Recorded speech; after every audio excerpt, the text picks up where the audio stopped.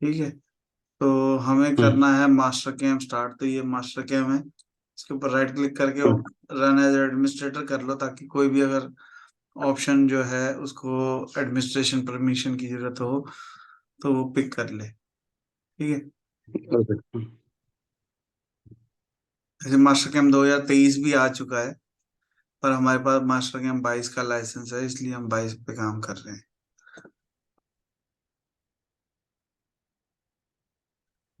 तो master cam में सबसे पहले हम करेंगे कि हमारे को एक स्केच कैसे बनाना है, 2D ड्राइंग कैसे बनानी है। मास्टर कैम की 2D ड्राइंग और ऑटो कैड की 2D ड्राइंग बिल्कुल सेम होती है। मतलब जैसे हम मास्टर कैम में ड्राइंग बनाते हुए हम सोचते हैं, वैसे ही ऑटो कैड में भी ड्राइंग बनाते हुए हम वैसे ही सोचते हैं। तो अगर मेरे को काम करना है तो मैं दोनों तरीकों से काम कर सकता हूँ। ठीक है, तो मतलब मास्टर कैम सीखेंगे, साथ साथ हमारे को ऑटो कैड भी आ जाएगी। वही सेम कमांड सेम ही होती है। अब लाइन ने तो लाइन ही रहना है, सर्कल ने सर्कल ही रहना है। ठीक है, पर जब भी हम मास्टर कैम खोलेंगे तो हमारे पास ये एनवायरनमेंट आएगा। ठीक है, ये हो सकता है यहाँ पे व्यू के अंदर ऑप्शन होती है एक्सिस की और कोऑर्डिनेट सिस्टम की, ये बंद हो, तो हम व्यू में जाके ये दोनों चीजें ऑन कर सकते हैं। ठीक है, तो यहाँ पे मेरे को X Y Z coordinate system भी नजर आ रहा है। माउस का मिडिल बटन दबा के मैं इसको रोटेट कर सकता हूँ। ठीक है, अगर मेरे पास कोई भी मॉडल है, कोई भी चीज बनी हुई है ऑलरेडी, तो मैं माउस का मिडिल बटन दबा के इसको रोटेट कर सकता हूँ। राइट क्लिक करके टॉप व्यू, आइसोमेट्रिक व्यू, कोई भी चीज देख सकता हूँ मैं। ठीक है, तो अगर ये एक्सिस कोऑर्डिनेट सिस्टम ऑन होता है तो हमारे को थोड़ा देखने में आसानी हो जाती है, क्योंकि हमारे को मशीनिंग करनी है तो हमारे को जेड का एक्स वाई का भी ध्यान रखना पड़ता है। ठीक है, तो सबसे पहले हमने जब भी नई फाइल खोलेंगे तो हमारे पास ये स्क्रीन आती है। अभी ये जो काम हो रहा है ये मैट्रिक्स में हो रहा है, ये देखो नीचे लिखा हुआ है मैट्रिक, है ना। जो भी फाइल खुली है वो मिलीमीटर में खुली है। अब अगर हमारे को कनाडा ऑस्ट्रेलिया वाली साइड जाएंगे तो वहां पे इंचेस में काम हो रहा है। तो अगर मेरे को यूनिट चेंज करने हैं, मैट्रिक की जगह इंचेस में करने हैं, तो हम क्या करेंगे, फाइल में जाके कॉन्फ़िगरेशन में जाएंगे और यहाँ से मैट्रिक की जगह इंचेस कर देंगे। ओके करेंगे, तो अब ये जो फाइल हो गई वो इंचेस वाले में एनवायरनमेंट में हो गई। तो एमएम में काम करना है तो मैट्रिक कर दो, और अगर इंचेस में काम करना है तो इंचेस कर दो। ठीक है, दोनों ही ऑप्शन है हमारे पास, किसी में भी काम कर सकते हैं। कोशिश करो ड्राइंग बनाने से पहले ही यूनिट चेंज कर लो। अगर ड्राइंग बनाने के बाद हम यूनिट चेंज करते हैं तो वो स्केल में फर्क पड़ जाता है, तो स्केल हमारे को सेट करना पड़ता है। फिलहाल हमने नई फाइल खोली और सबसे पहला काम किया कि फाइल में कॉन्फ़िगरेशन में जाके यूनिट चेंज कर ली। ठीक है, अब दूसरी चीज हमारे को क्या चाहिए, दूसरी चीज चाहिए हमारे को वायर फ्रेम।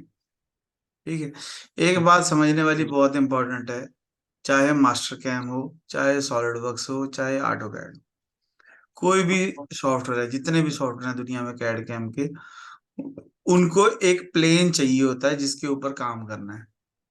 मास्टर कैम में वो उस प्लेन को कहते हैं सी प्लेन, कंस्ट्रक्शन प्लेन। ठीक है, अगर मास्टर कैम में मुझे कोई भी चीज बनानी है तो वो सी प्लेन के ऊपर बनेगी। अब यहाँ पे टॉप है, तो अगर मैं कोई सर्कल बनाता हूँ या कोई लाइन लगाता हूँ तो ये टॉप प्लेन पे बन रहा है, सी प्लेन है। ठीक है, ये देखो ये टॉप एक्स वाई के ऊपर बन रहा है। अगर मैं इसको चेंज कर देता हूँ तो एक्स वाई भी चेंज हो जाता है। अब जो भी चीज बनेगी वो फिर वही सी प्लेन पे ही बनेगी। तो यानी कि सबसे इम्पोर्टेंट चीज जो है मास्टर कैम में, वो हमारे को ये इसका ध्यान रखना है कि सी प्लेन क्या है। सी प्लेन होता है कंस्ट्रक्शन प्लेन। जो भी ड्राइंग बनेगी वो कंस्ट्रक्शन प्लेन के ऊपर ही बनेगी। ठीक है, समझ आई बात। ठीक है, अगर यानी मेरे को कोई 2D ड्राइंग बनानी है तो मेरे को कंस्ट्रक्शन प्लेन पहले से डिसाइड करना पड़ेगा कि किस प्लेन के ऊपर मुझे 2D ड्राइंग बनानी है। ठीक है, यहाँ पे हमारे पास बहुत सारी ड्राइंगे हैं, ये फाइल मैं तुम्हारे को भेज दूंगा, चाहे सॉलिडवर्क्स हो, चाहे ऑटोकैड हो, चाहे मास्टर कैम हो। तो ये ड्राइंगे सब में बनाई जा सकती हैं, सब में फायदा करेंगी। ठीक है, तो एक छोटी सी ड्राइंग बनाने की कोशिश करते हैं, फिर इसके ऊपर प्रोग्राम बनाने की कोशिश करेंगे। ठीक है, तो मास्टर कैम में हम लोगों को रिकमेंड क्यों करते हैं कि मास्टर कैम पहले सीखो, उसका कारण यही है कि इसमें 2D ड्राइंग भी बन जाती है, कैड वाला पोर्शन भी है और कैम वाला पोर्शन भी है। कई लोग सोचते हैं पावर मिल करना चाहिए, कई लोग सोचते हैं मास्टर कैम करना चाहिए। तो पावर मिल में कैड नहीं होता, उसके लिए अलग से सॉफ्टवेयर होता है पावर शेप। तो मास्टर कैम में कैड भी होता है, कैम भी होता है, तो इसलिए इसको ज्यादा अच्छा मानते हैं पावर मिल के कंपैरिजन। ठीक है, तो ये ड्राइंग है छोटी सी, इसमें हमें क्या नजर आ रहा है, एक 95/110 का एक रेक्टेंगल नजर आ रहा है। तो अब मुझे मास्टर कैम में अगर रेक्टेंगल बनाना है, तो ये देखो वायर फ्रेम के अंदर रेक्टेंगल की ऑप्शन है। ठीक है, कोई भी 2 पॉइंट देंगे तो रेक्टेंगल बनने लग जाएगा। पर अगर मेरे को डायमेंशन भी देनी है, तो ये देखो यहाँ पे विड्थ आ रही है, हाइट आ रही है। हाइट कितनी देनी है, मैंने कहा जी 95। विड्थ कितनी देनी है, 110। जितनी देर ये सियान कलर का है उतनी देर मैं इसको मॉडिफाई कर सकता हूँ। जैसे ही मैं इसको ओके कर दूंगा, तो अब ये मॉडिफाई नहीं होगा, अब इसको मुझे डिलीट मार के ही दोबारा या एडिट करना पड़ेगा। ठीक है, दोबारा से कर रहा हूं मैं। मैंने एक रेक्टेंगल लिया, अंदाजे से 2 पॉइंट क्लिक किए, एक यहाँ पे एक यहाँ पे, और उसके बाद इसको वैल्यू दे दी 95 और इसको वैल्यू दे दी 110। ठीक है, या विड्थ कितनी देनी है, 110, ये कितना देना है, 95। ठीक है, ओके कर देंगे तो ये हमारा रेक्टेंगल बन गया। ठीक है, ये ओरिजिन पॉइंट था यहाँ पे, इसीलिए हमने इसको इस कॉर्नर फर्स्ट फर्स्ट क्वाड्रेंट में बनाया है। अगर ओरिजिन पॉइंट चेंज होता तो कहीं और से बनाते। अब मेरे को एक सेंटर लाइन चाहिए, तो सेंटर लाइन लगाने के लिए लाइन कमांड लो, यहाँ पे 2 एंड पॉइंट होना चाहिए, और कोई भी 2 पॉइंटों पे क्लिक करेंगे, एक पॉइंट ये और एक पॉइंट ये। ठीक है, तो दोनों एंड पॉइंटों से मिलती हुई एक लाइन लग जाएगी, ओके कर देंगे तो ओके हो जाएगा। एक लाइन हमारे को यहाँ से 30 के डिस्टेंस पे नजर आ रही है, तो ये दोनों लाइनें जो हैं आपस में पैरेलल है। तो मैं क्या कर सकता हूँ, ऑफसेट एंटिटी में कमांड है पैरेलल, कितना डिस्टेंस चाहिए हमारे को जी, 30 का चाहिए। ठीक है, किसको ऑफसेट करना है, किस साइड करना है। ठीक है, ओके कर देंगे तो ये ऑफसेट हो जाएगा। ठीक है, सेम चीज यहाँ पे देखो, ये 20 है, यानी कि इस सेंटर लाइन को दोनों साइड ऑफसेट करना है, 10 इधर 10 इधर। तो ऑफसेट में ही हमारे पास ऑप्शन होती है बोथ साइड की। ठीक है, वैल्यू भर देंगे 10 और सेंटर लाइन सेलेक्ट करेंगे तो बोथ साइड ऑफसेट हो जाएगा। जब भी ये कलर चेंज हो जाए तो राइट क्लिक करके यहाँ से क्लियर कलर कर सकते हैं, वो एक्चुअली हमें बताता है कि आपने इस चीज को मॉडिफाई किया है। ठीक है, तो राइट क्लिक करके क्लियर कलर कर सकते हैं। अभी आपको करना क्या है, जब हमारा ये लेक्चर खत्म हो जाएगा मैं आपको इसकी वीडियो भेजूंगा।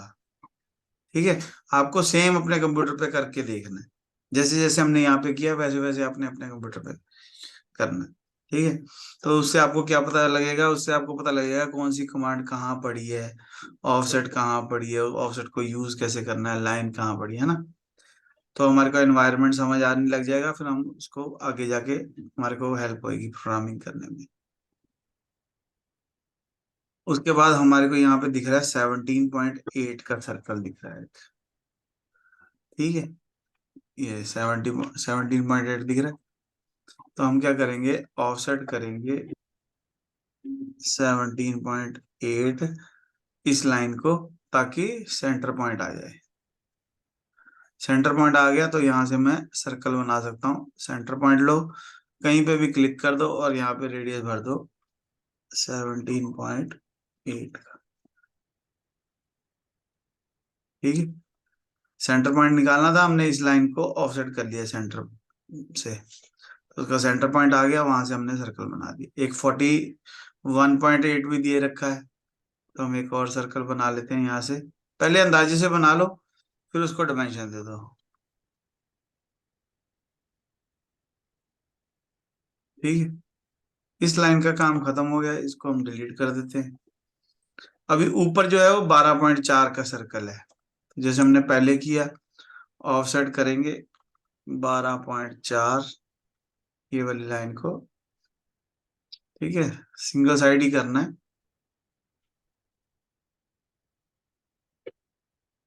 ये वाली लाइन को इधर कर देंगे। ठीक, और यहां से हम सर्कल बना सकते हैं 12.4 का।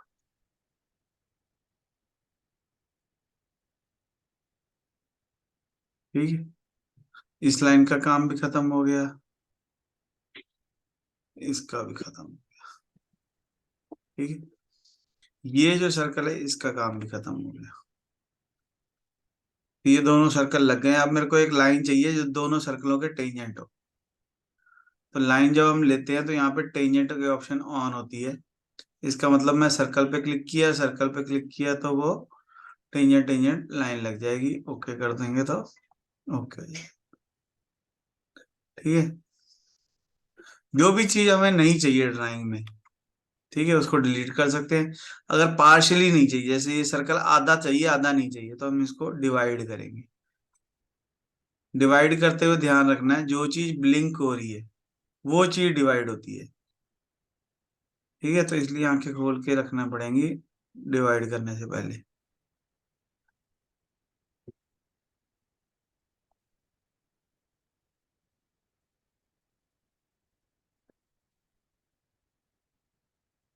ठीक है, अब जैसे ये हो गया, तो हम इसको, अगर मेरा सर्कल कोई ऐसा डिवाइड हो जाता है, तो हम यहाँ पे ऑप्शन होता है क्लोज आर्क, हम उस पर क्लिक करेंगे तो वो दोबारा से क्लोज हो जाएगा। ठीक है, अब इसको डिवाइड कर लो। मतलब क्योंकि मुझे जितना पोर्शन चाहिए, मुझे उसके हिसाब से ही काम करना पड़ेगा। कलर अलग हो गए तो हम यहाँ पे राइट क्लिक करके क्लियर कलर कर सकते हैं। अब सेम चीज मेरे को इधर चाहिए, तो मैं इसको मिरर कर लूंगा। तो मुझे ये लाइन की भी जरूरत नहीं पड़ेगी, मैं एक साइड बनाने के बाद उसको मिरर कर लूंगा। यहाँ पे ट्रांसफॉर्म में ऑप्शन है मिरर की,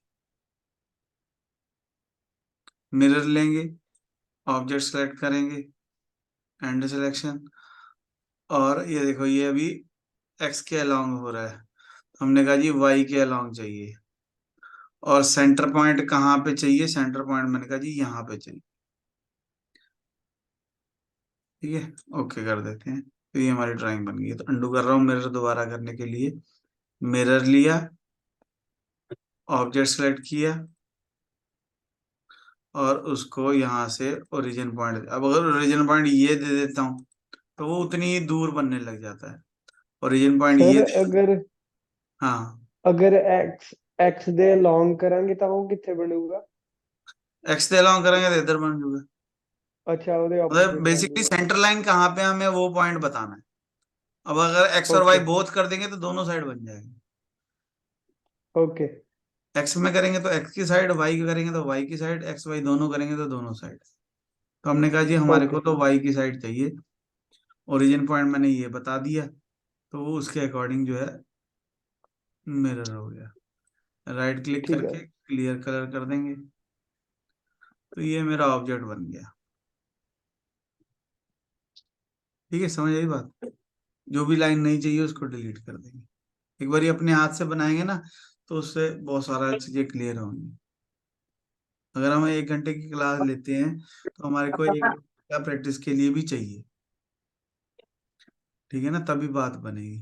राइट क्लिक करके टॉप व्यू कर सकता हूँ, राइट क्लिक करके आइसोमेट्रिक व्यू कर सकता हूँ। अगर हम इसका 3D दूसरा व्यू देखने की कोशिश करें तो ये 20 है, ये 50 है। तो यानी कि एक्सट्रूड में करूंगा, अगर यहाँ पे सॉलिड में ऑप्शन होती है एक्सट्रूड की, इसको यहाँ पे ना ऑप्शन होती है चेन की, ये चेन सिलेक्ट करके यहाँ पे क्लिक करेंगे तो ये पूरी एक ही बार में सिलेक्ट हो जाएगी। कितना करना है जी, डायरेक्शन चेंज कर लो, ऊपर या नीचे। कितना करना है जी, मैंने कहा जी 20। ओके, ठीक है, ये शेडेड में है, यहाँ से वायर फ्रेम करेंगे तो लाइनें नजर आने लग जाएंगी, शेड करेंगे तो शेड नजर आने लग जाएगा, वायर फ्रेम करेंगे तो वायर फ्रेम नजर आने लग जाएगा। ठीक है, और एक्सट्रूड कमांड लेके इन दोनों को एक्सट्रूड कर देंगे 55। एक्सट्रूड करते हुए ध्यान रखना है यहाँ पे ऐड बॉस करना है, क्रिएट बॉडी नहीं करना, नहीं तो ये तीनों अलग अलग बन जाएंगे। ऐड कर देंगे तो कॉमन पार्ट मर्ज हो जाएगा और सिंगल बॉडी बन जाएगी। अब ये एक सिंगल बॉडी है। ठीक है, लाइनों का काम खत्म हो गया, तो हम लाइनों को select all wire frame entity की कमांड है यहाँ पे।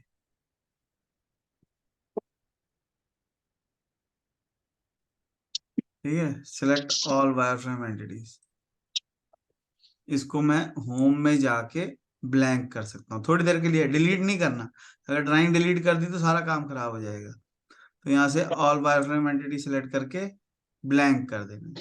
ब्लैंक की हुई चीज को मैं कभी भी अनब्लैंक कर सकता हूँ, तो इसलिए कोई दिक्कत वाली बात नहीं है, वो हाइड हुई थोड़ी देर के लिए। यानी कि ये मेरा 3D मॉडल था जो मुझे बनाने की जरूरत है। ठीक है, अब मैं 3D मॉडल को हाइड कर देता हूँ।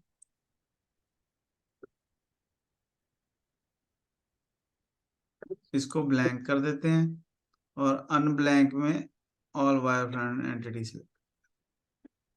ठीक है, वो मैं सिर्फ दिखाने के लिए बनाया कि एक्चुअल में मॉडल है कैसा। ठीक है, ये इतना पोर्शन था कैड का। अगर हमारे को मास्टर कैम में प्रोग्राम बनाना है अब इसी चीज का, तो वो कैसे बनाएंगे वो देखने वाली बात है। ये सबसे पहले तो मेरे को बताना पड़ेगा कि ये टूल पाथ ऑन होना चाहिए। ये कहाँ से ऑन होगा? मान लो यहाँ पे कुछ भी नहीं है, तो व्यू में जाएंगे तो यहाँ से ऑन करेंगे टूल पाथ, तो जो चीज मैं ऑन कर लूंगा वो यहाँ पे नजर आने लग जाएगी। मेरे को टूल पाथ देखना है। ठीक है, मेन टूल पाथ है, बाकी जो ऑन करना मर्जी है हमारी, वो सारी चीजें यहाँ पे नजर आने लग जाएंगी। तो मुझे सबसे पहले टूल पाथ ऑन करना है। अब मशीनिंग करने के लिए हमारे को सबसे पहली चीज जो चाहिए वो मशीन चाहिए, भाई किस मशीन पे मुझे काम करना है।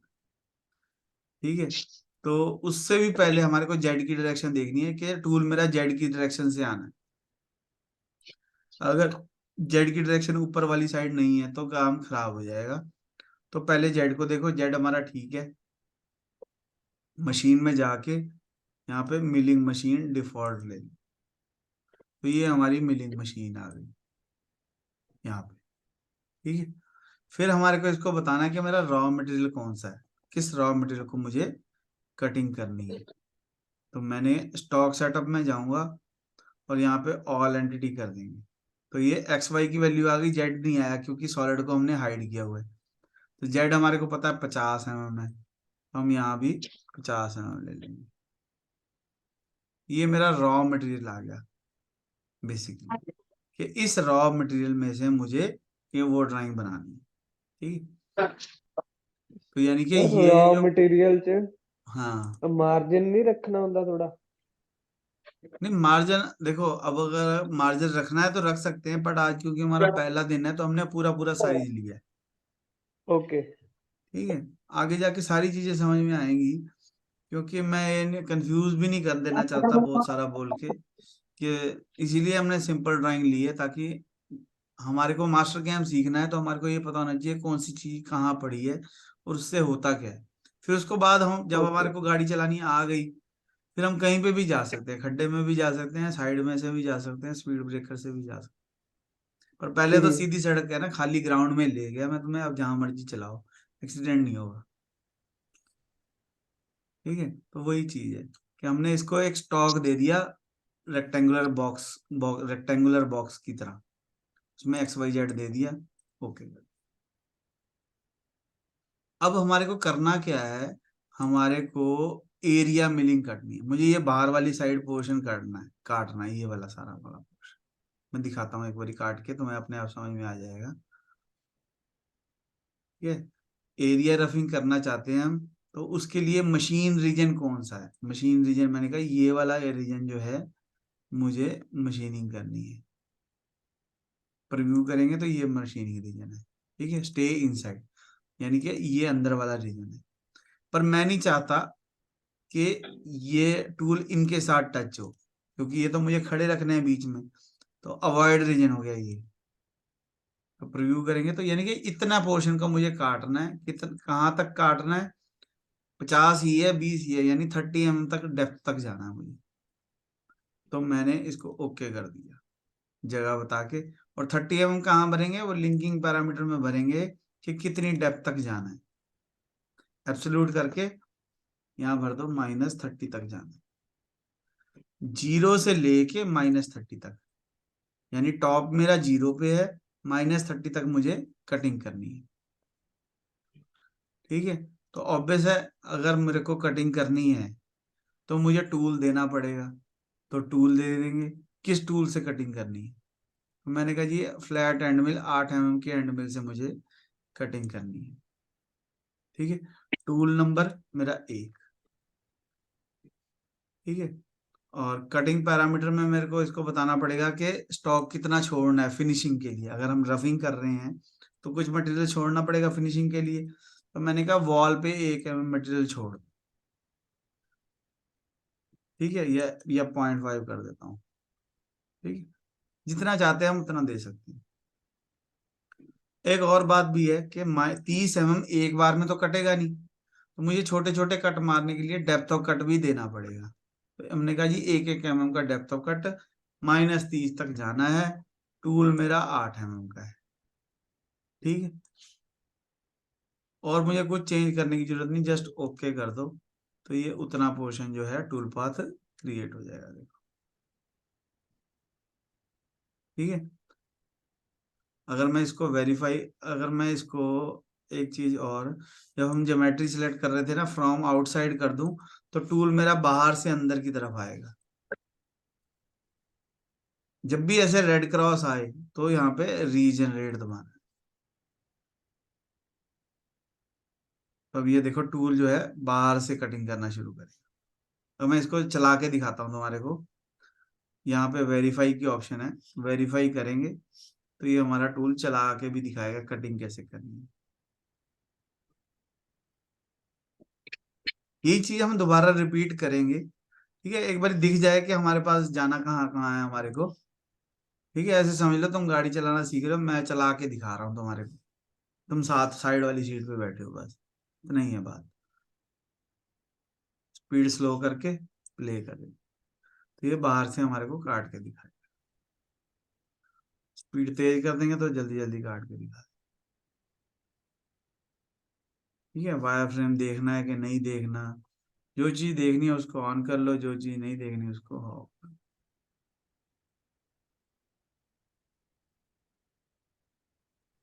मतलब ये चीज हम तो बनाना चाह रहे थे, तो समझ रहे हो सर बात। दूसरे वाला भी एक बार करके दिखा दोगे? दूसरे वाला कैसे, जो दूसरा था फ्रॉम इनसाइड। फ्रॉम इनसाइड में हमने 1 mm मटेरियल छोड़ दिया ना उसको, तो वो क्या करेगा, उतना मटेरियल छोड़ देगा वॉल पे। हमने उसको बोला है ना वॉल पे 1 mm मटेरियल छोड़ना। अगर मैं इसको वेरीफाई करूंगा तो ये देखो ये ना थोड़ा सा मटेरियल छोड़ देगा, दिखाता हूँ। क्योंकि हमने उसको वॉल पे 1 mm मटेरियल छोड़ने को बोला, तो उसने इसको भी वॉल मान लिया,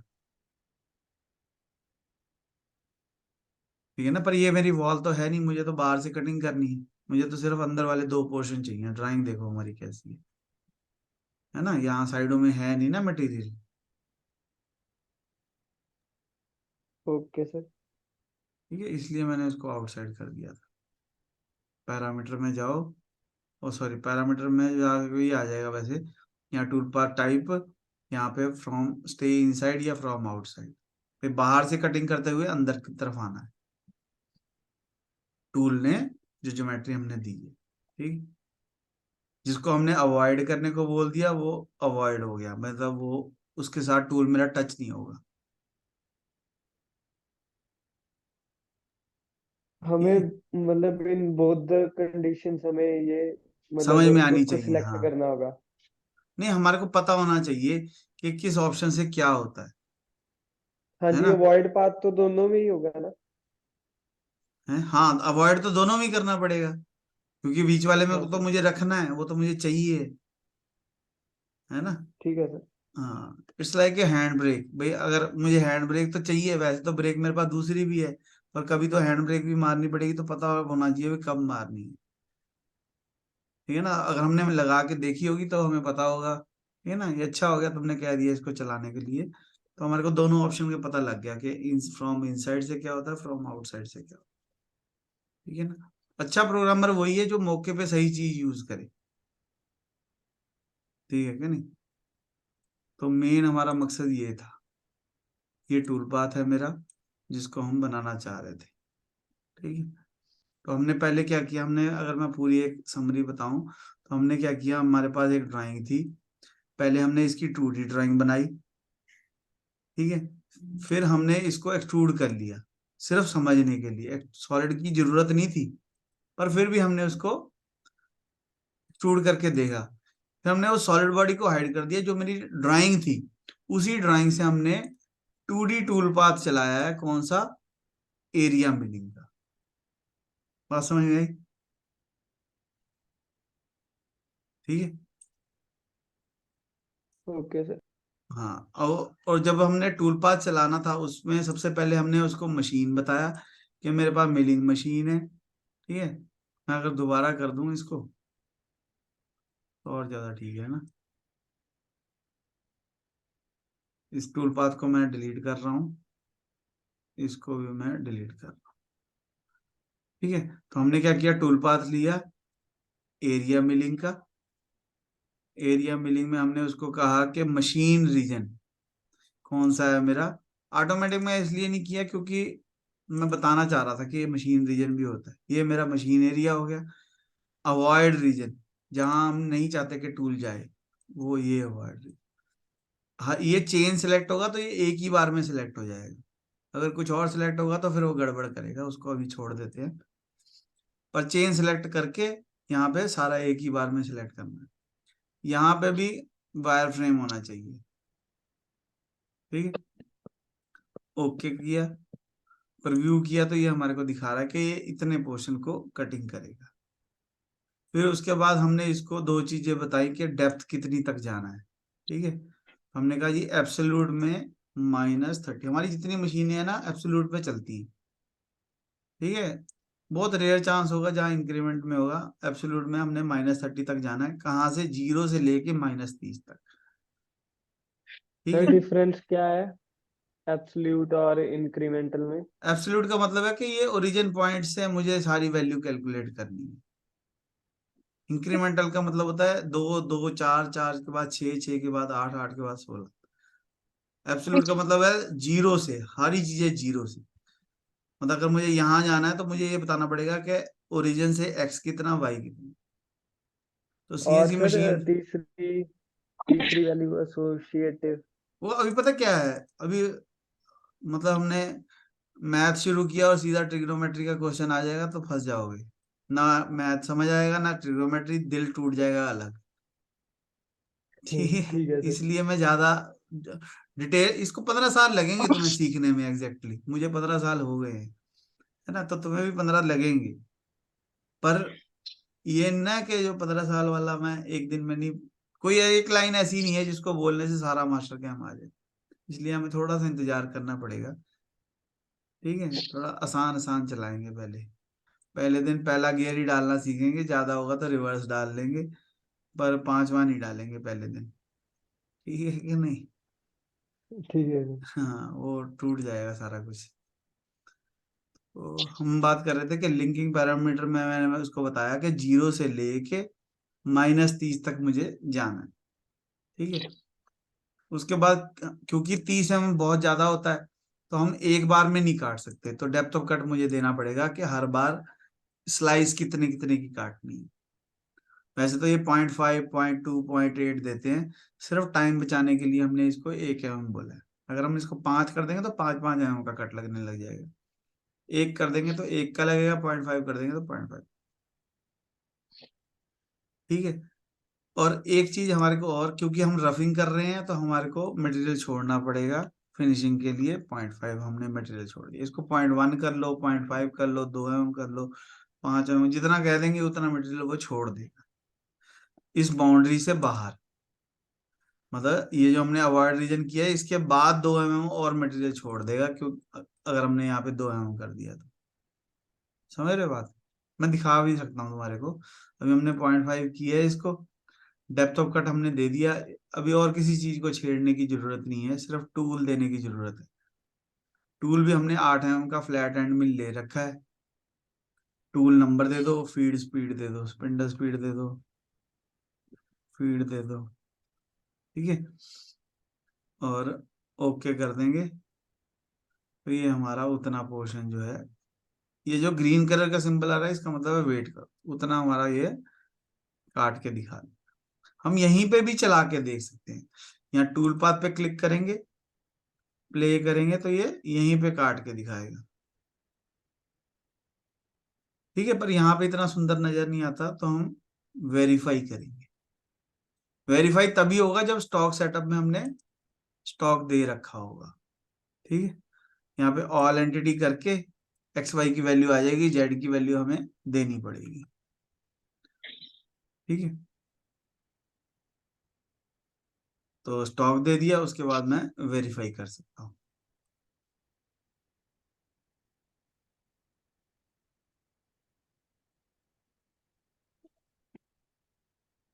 ठीक है, स्पीड थोड़ी सी स्लो करके प्ले कर सकते हैं।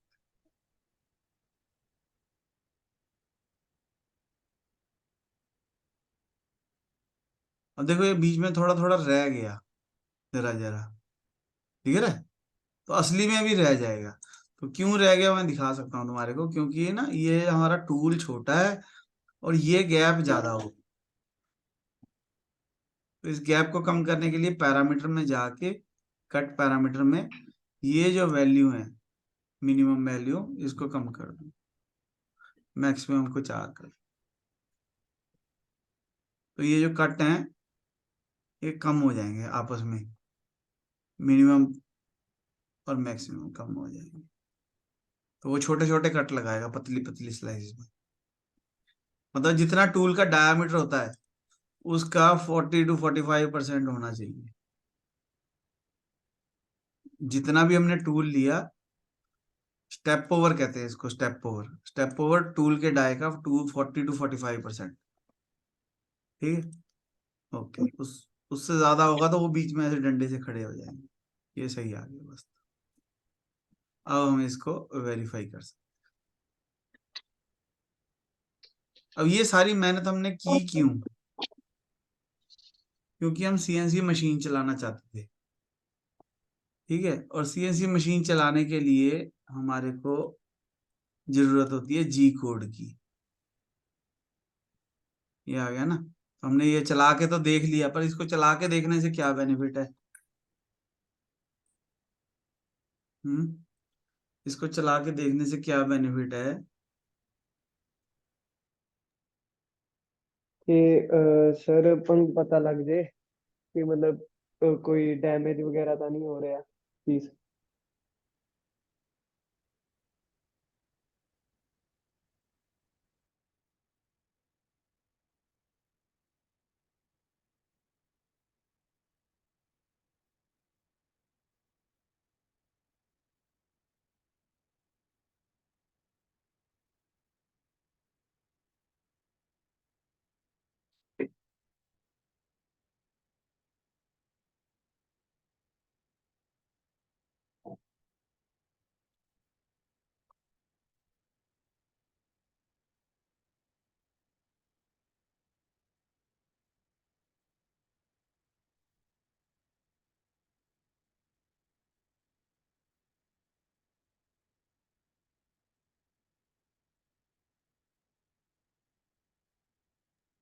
सर थोड़ी आवाज नहीं आ रही।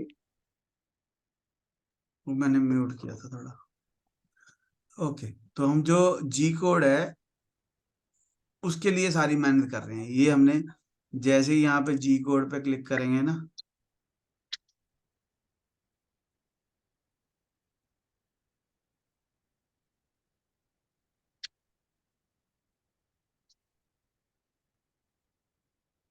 ओहो, कहाँ रुक गया वो, कर रहा है कैलकुलेट। यहाँ G1 पे क्लिक करेंगे, ओके करेंगे, सेव करेंगे, तो वो उसी नाम से हमारे जी कोड वाली फाइल आ जाएगी। उस फाइल को मुझे पेन ड्राइव में डालना है और मशीन पे जाके चला देना, दैट्स इट, और कुछ नहीं करना।